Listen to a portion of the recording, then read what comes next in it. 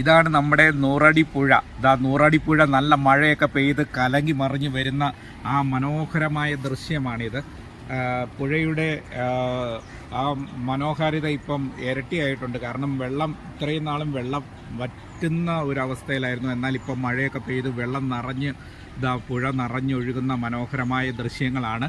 പിന്നെ ഇതിൻ്റെ ഒരു പ്രത്യേകത, ഈ പുഴയുടെ ഇരുവശവും നല്ല പച്ചപ്പൊക്കെ കൊണ്ട് ഉള്ള മനോഹരമായ ഒരു ഇതാണ്. ഇത് നോക്ക്, ഞങ്ങൾക്ക് ഇരിക്കാനായിട്ടൊക്കെയുള്ള ഇരിപ്പിടവും ഒക്കെ ഞങ്ങൾ ഇവിടെ തയ്യാറാക്കിയിട്ടുണ്ട്. കാരണം എന്നാന്ന് ചോദിച്ചാൽ ഇവിടെ വന്നിരുന്ന് വൈകുന്നേരങ്ങളിലൊക്കെ ഏത് സമയം ഇവിടെ മരങ്ങളൊക്കെ ഉള്ളതുകൊണ്ട് നമുക്ക് എപ്പോഴും തണുപ്പ് തന്നെയാണ്.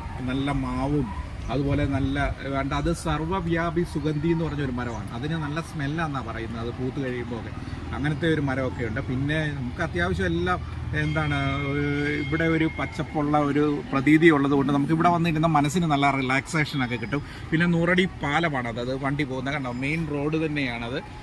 അതിൻ്റെ ചേർന്നാണ് നമ്മുടെ കട, തൊട്ടടുത്ത് തന്നെയാണ്. നമുക്ക് ഇവിടെ നിന്ന് കഴിഞ്ഞാൽ നമ്മുടെ കടയുടെ അടുത്ത് തന്നെയാണ് നമുക്ക് കാണാൻ സാധിക്കും, കട തന്നെ കാണാൻ സാധിക്കും.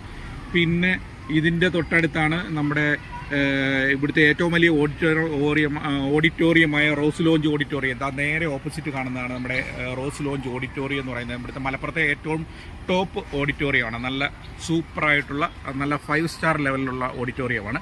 പിന്നെ നേരെ പുഴയുടെ അക്കരെ കണ്ട് നമുക്ക് നല്ല ഒരു ഫുട്ബോൾ കോർട്ടുണ്ട്. ഫുട്ബോൾ കളിക്കാനായിട്ടൊക്കെയുള്ള പിള്ളേരൊക്കെ വൈകുന്നേരങ്ങളിലായി കഴിഞ്ഞാൽ അവിടെ ഫുട്ബോൾ കളിക്കുന്നത് കാണാം.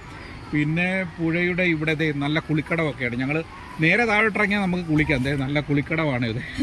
വഞ്ചിയൊക്കെ ഇവിടെ കിടപ്പുണ്ട്. വള്ളത്തേലൊക്കെ യാത്ര ചെയ്യുന്ന ആൾക്കാരൊക്കെ ഇവിടെ കുറേശ്ശെയൊക്കെ ഉണ്ട്. അപ്പോൾ അതിൻ്റെ ആ ദൃശ്യമാണ് ഇപ്പോൾ കാണിക്കുന്നത്.